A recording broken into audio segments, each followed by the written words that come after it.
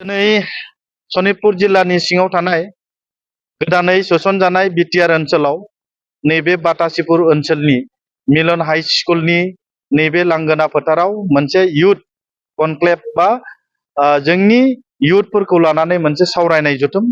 बे सावरायनाय जथुमाव जोंनि UPPL नि गासैबो युथफोरखौ लानानै मोनसे गोनां सावरायनाय।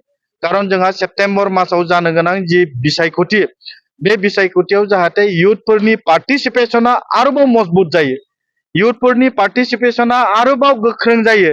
नैबे ओनसोलाव गोदान गोदान भट होनो गोनां न्यू भटारफोरनि सायाव भटखौ होनो माबायदि जों खालामनांगौ, बिनि सायाव मोनसे मोजाङै सावरायनाय। बियो दिनै जाफुंनानै थांदों। आं बिराद गोजोननाय मोनदों।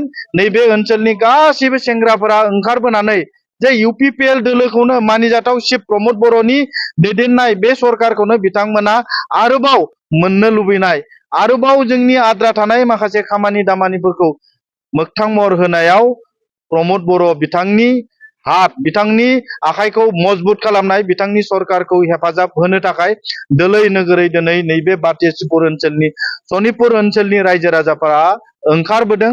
बिथांमोना दिनै जोंखौ खोथा होदों जे फैबाय थानाय सेप्तेम्बर मासनि इलेक्शनाव नैबे सनितपुर जिल्लानिफ्राय खमावबो 90 निफ्राय 95 भटारफोरा UPPL आव ट्रेक्टराव भट होगोन होननानै जोंनो खोथा होदों।